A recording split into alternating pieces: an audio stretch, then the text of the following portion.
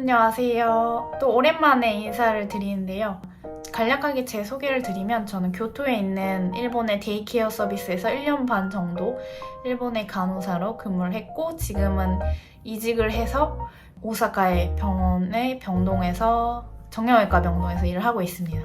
그래서 이제부터는 병원 얘기를 하게 될 거라고 생각을 하고 이제 그 전에 여러분들의 그런 궁금증 같은 거를 많이 적어주셨기 때문에 그거에 대한 Q&A 시간을 갖고 가려고 합니다. 구체적으로 알려주셔서 감사합니다. 저도 일본 취업 생각하는 간호학생인데요. 혹시 일본 취업 전에 한국에서도 병원 경력이 있으신가요? 네, 물론 한국에서도 병원 경력이 있습니다. 한국의 대학병원에서 거의 호흡기 내과랑 NICU 경력이 있고요. 정말 짧아요. 한 2년 정도 근무를 했었고요.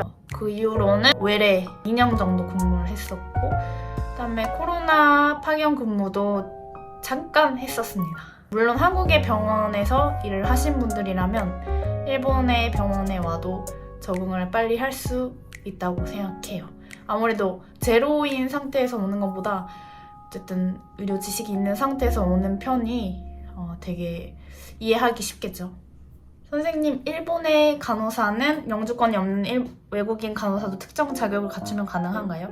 영주권 없는 외국인 간호사도 가능합니다. 대신 일단 일본에서 한국에 면허증이 있다는 사실을 증명해야 돼요. 이게 위조가 아니라는. 그리고 약간 이수 항목 같은 것도 다 맞아야 되고 그래서 되게 복잡해요. 그래서 저는 에이전시 이용해서 그런 서류 같은 거 다 제출하고 인터뷰를 하고 이제 통과가 되면 일본의 시험 면허증을 볼 수 있는 그런 자격이 나와요. 그러면은 일본인과 똑같이 시험을 보고 합격을 해야 면허증을 받을 수 있습니다. 면허증 받는 과정도 정말 깁니다.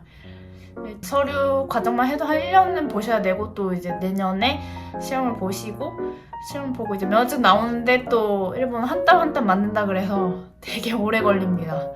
한국은 이제 시험 보고 바로 이제 면허증 나오는데 빨리 나오는데 일본은 거의 4개월, 5개월, 반년이 걸렸습니다. 네, 에이전시 통해서 또 일본의 병원에 입직을 하게 될 수 있습니다.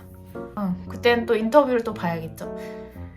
그리고 일본이면 교통비랑 야증 어느 정도 지원해주지 않나요? 네, 당연히 지원해줍니다. 교통비는 너무 비싸서 안 하면은 못합니다. 못 삽니다, 진짜.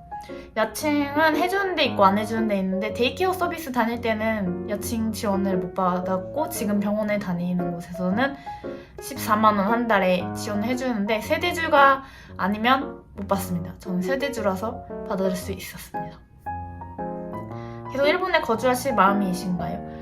지금 상태로는 아마 일본 병원이 되게 태움도 없고 데이 서비스에 있을 땐 정말 맨날 한국에 돌아가고 싶다. 정말 힘들었는데 병원에 와서는 저는 아직까지는 만족하고 다니고 있습니다.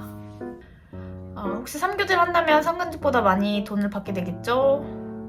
네, 3교대, 일본은 거의 2교대인데 당연히 상근직보다 많이 받습니다. 제가 월급을 아마 일본 병원에서 타게 되면 공개를 또 하도록 하겠습니다. 전에 있던 데는 이제 데이 서비스라서 상근직이었고 해서 월급이 많이 다를 수 있습니다. 어떻게 해서 일본으로 건너가 일하게 되셨는지 궁금해요. 저는 한국의 그 태움 문화의 정말 피해자라고 해야 되나? 저는 이제 신규 때 너무 태움을 많이 받아서 진짜 넌 세상에서 제일 머리가 나쁘다.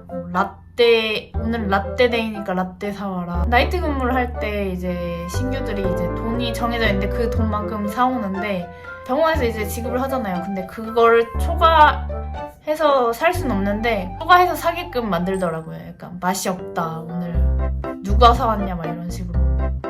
IVE 성공하면 쏘는 날이라 계속 쏘라고 막 이렇게 무슨 삥 뜯는 것도 아니고 진짜 정말 최악인 곳에 갔었죠. 저는. 그래서 약간 트라우마가 너무 생기고 물품 카운트 하는 걸로 엄청 스트레스 받고 별 진짜 쓰잘데 없는 걸로 정말 태우더라고요. 그리고 약간 신규들 교육도 잘 안 하고 약간 전 동기한테 심지어 배웠고요. 그리고 바로 독립시키고 그리고 일을 못한다고 까이면은 당연히 일을 못하죠. 신규인데 몇 개월 배우지도 않았는데 바로 독립시키고 하는데 잘하는 게 천재 아닙니까?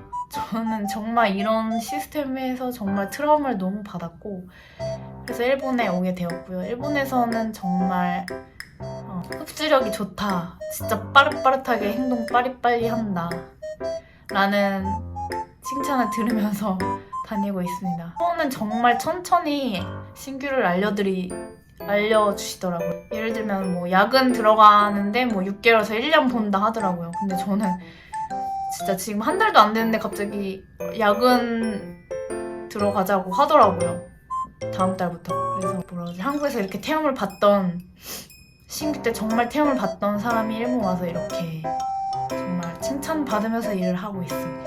그 트라우마로 인해서 한국의 병원에서는 일을 정말 못할 것 같더라고요.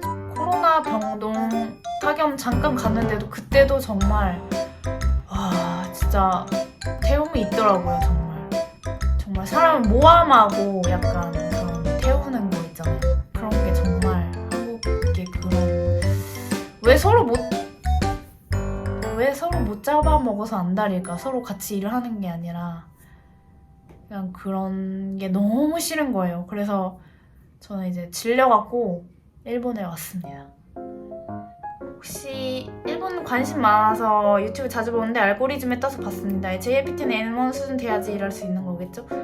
N1은 무조건 있어야 합니다. 그거는 이제 서류에 필요해요. N1이 있어야 하고 그래야 일본 간호사 면허증의 시험을 볼 수 있는 자격이 주어집니다.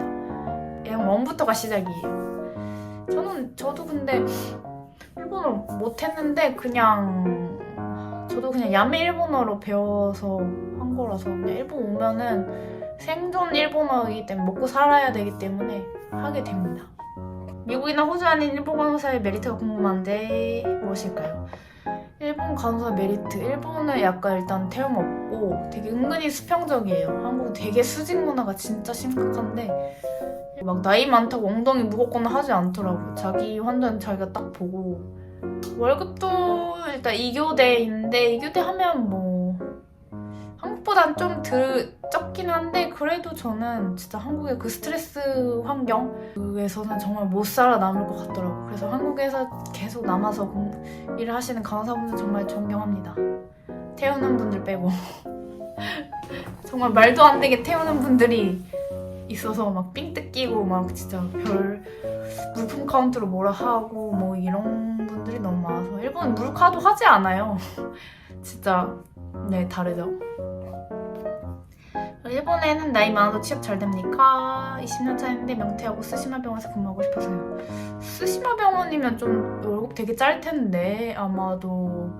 그리고 약간 20년 차인데 명퇴하고 일본에 오시기엔 그런 메리트가 있으려나 싶은데요. 정말 한국에서 일을 하는 거에 2배는 노력이 필요합니다. 왜냐면 아무래도 저희는 외국인이기 때문에 일본인보다 2배 노력이 필요해요. 왜냐면 귀도 뚫려 있어야 되고 눈치도 빨라야 되고 말도 해야 되기 때문에 그럴 자신이 있으시면 오셔도 됩니다. 추천합니다.